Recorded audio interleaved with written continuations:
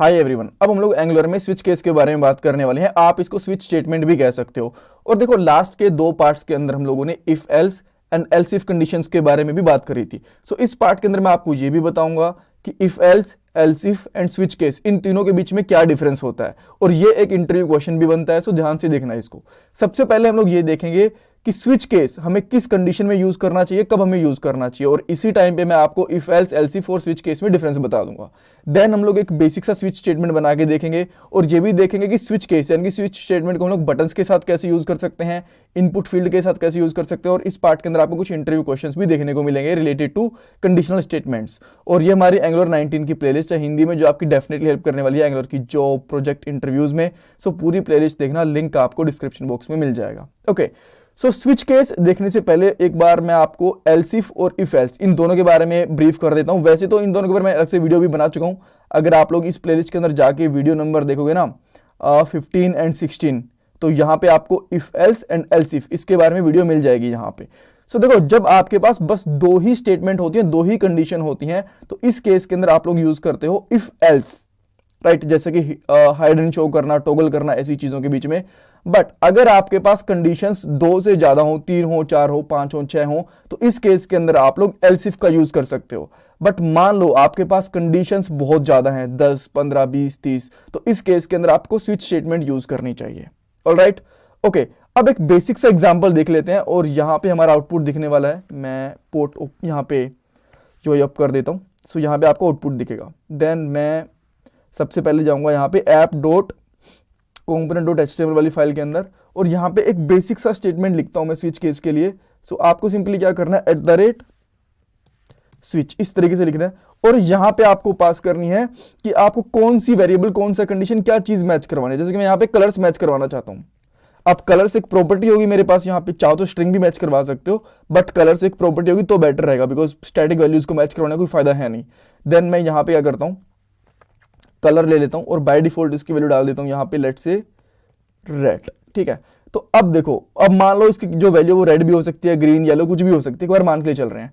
तो अभी आप यहाँ पे क्या करोगे, इसके अंदर इस तरीके से केसेस बनाओगे। पहला केस यूज करोगे @ के साथ, इस तरीके से केस, और यहाँ पे आप बताओगे कि अगर कलर हमारा रेड है, तो जो कलर प्रॉपर्टी है, अगर इसकी वैल्यू रेड है तो हमें क्या करना पड़ेगा। यहाँ पे कोई डिव या फिर h1 टैग ले सकते हो। जैसे कि मैं यहाँ पे एक सिंपल से h1 टैग ले लेता हूँ और यहां पे डाल देता हूं रेड कलर, इस तरीके से। अब मान लो अब देखो, पहली बात तो ये दिखेगा बिकॉज यहाँ पे इसका कलर हम लोगों ने रेड ही डाल रखा है, तो यहाँ पे रेड कलर दिख गया। बट रेड कलर के लिए थोड़ा सा एक काम करते हैं, इसका स्टाइल भी कर लेते हैं, राइट। देन मैं यहाँ पे सिंपली क्या करूंगा, स्टाइल बैकग्राउंड कलर रेड, इस तरीके से कर देता हूं। सो जैसे मैंने करा तो आपको यहाँ पे रेड कलर दिख गया। ठीक है, कोई दिक्कत नहीं है इसके अंदर। सेम इसी तरीके से मैं एक और केस बनाता हूं, यहां पे कर लूंगा ग्रीन।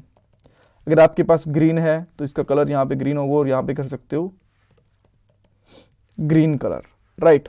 बट ग्रीन कलर यहां पे मैच नहीं हो रहा। अगर यहां पे इसकी वैल्यू होती ग्रीन, तो फिर ऊपर वाला कलर ना दिखा के नीचे वाला दिखता, एंड हियर वी गो। ठीक है, इस तरीके से। अब मान लो आपके पास येलो कलर के लिए भी है, देन ब्लू कलर के लिए भी है, इस तरीके से येलो कर लेता हूं एंड यहां पे ब्लू, और यहां पे जो कलर्स हैं वो भी चेंज कर दूंगा। यहां पे करूंगा येलो और यहां पे कर देंगे ब्लू, एंड सेम इसी तरीके से यहां पे इनके नाम भी चेंज कर देते हैं।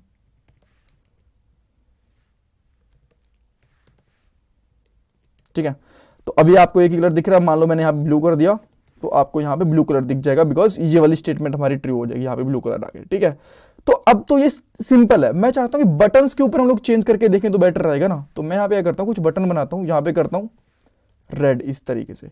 और मैं चाहता हूं कि जो बाय डिफॉल्ट कलर है ना, वो कुछ भी हो, मान लो। ठीक है, तो मैं यहां पे सिंपली लिखूंगा click event,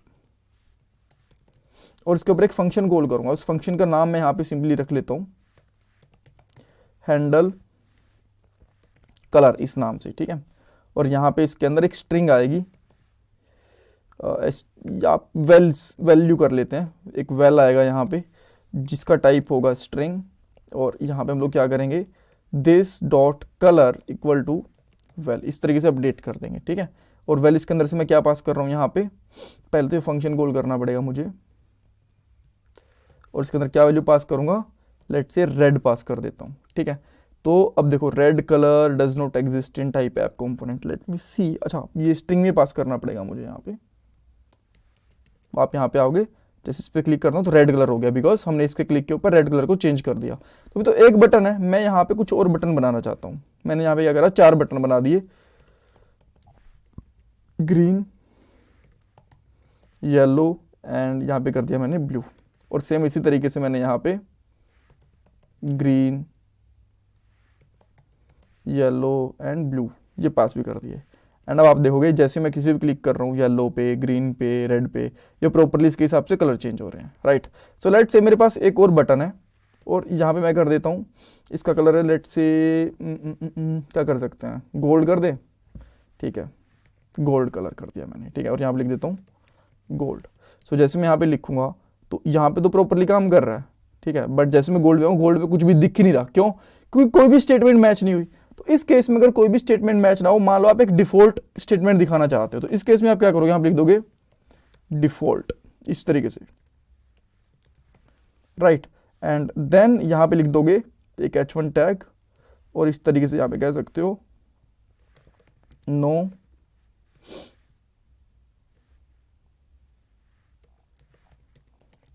colour match,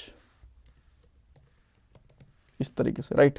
then आप जैसे इस पे आओगे, प्रॉपरली काम कर रहे हो, जैसे गोल्ड पे क्लिक कराओ, हमारे पास है नहीं, तो यहाँ पे आ गया नो कलर मैच। और इसका मैं यहाँ पे कलर कर देता हूँ ब्लैक,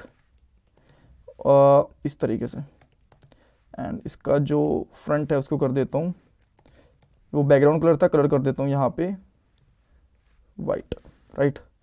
हाँ यार देखो, तो अब आएगा यहाँ पे ब्लू, जो भी कलर हम लोगों ने कर रखा है।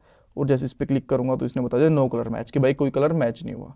अब मान लो सेम चीज़ आप एक इनपुट फील्ड पे करना चाहते हो, तो आप यहाँ पे कह सकते हो चेंज कलर, इस तरीके से आपने एक बटन बना दिया, राइट। एंड देन यहाँ पे कर दिया आप लोगों ने लेट्स से वेल, और यहाँ पे इवेंट निकाल देते हैं और यहाँ पे करोगे इस तरीके से। एंड देन यहाँ पे ले लोगे this dot colour equal to, यहाँ पे कर सकते हो लेट्स से इवेंट, ठीक है। बट इवेंट में तो पूरा कलर आएगा नहीं, ठीक है, तो इवेंट के अंदर जो टारगेट होता है ना उसको निकालेंगे, बट इसको ना थोड़ा चेंज करना पड़ेगा हमें। पहले इसको हम लोग यहाँ पे प्रॉपरली चेंज करते हैं। सो मैं यहाँ पे लिखता हूँ एस HTML इनपुट एलिमेंट और यहाँ पे लिख दूंगा डॉट वैल्यू, तो इसके अंदर प्रॉपर वैल्यू आएगी तब, ठीक है। ये चीज़ हो गई। अब इसके अंदर जो कलर आएगा वो हमें दिखेगा, बट कलर के लिए हमें एक इनपुट भी तो कॉल करना पड़ेगा। यहाँ पे करता हूँ इनपुट और यहाँ पे प्लेस होल्डर डाल देता हूँ एंटर कलर, और एक इनपुट हमारे पास यहाँ पे इवेंट रहेगा। देन इस पे हम लोग क्या करते हैं, सिंपली जो हमारा फंक्शन होता है इसको कॉल कर लेते हैं यहाँ पे। तो ये मैंने एक कलर लिया और यहाँ पे पास कर देंगे डॉलर इवेंट। जो ये डॉलर इवेंट पास करा है ये कोई jQuery वाला डॉलर नहीं है, ये जावास्क्रिप्ट का, यहाँ पे एंगुलर का एक स्पेशल वेरिएबल होता है, राइट। सो मैंने यहाँ पे जैसे लिखा रेड, तो देखो रेड कलर आ गया। बट अगर रेड के अलावा मैं यहाँ पे लिखता हूँ ब्लू, तो भी ब्लू कलर भी आ गया, येलो, जो भी कलर लिखता हूँ ये आ गया। बट अगर बीच में गलती है स्पेलिंग के अंदर या फिर कुछ और है तो यहाँ पे आता है नो कलर मैच, ठीक है। तो इस तरीके से आप लोग इनपुट फील्ड के साथ में भी कलर्स को देख सकते हो, आप वो कर सकते हो। सो बेसिकली यहाँ से आपको आइडिया लग गया कि किस तरीके से हम लोग एक स्विच स्टेटमेंट यूज कर सकते हैं, इसके अंदर डिफॉल्ट वैल्यू पास कर सकते हैं, कैसे इनके केसेस बनते हैं। आई होप यहाँ से आपको बहुत कुछ जानने को सीखने को मिला होगा। इसमें कुछ डाउट कंफ्यूजन है मुझे कमेंट सेक्शन के अंदर पूछो, वीडियो को लाइक करो, चैनल को सब्सक्राइब करो, कमेंट सेक्शन में फीडबैक, और ये मेरा पेटीएम और जीपे का डोनेशन नंबर है। Thank you so much.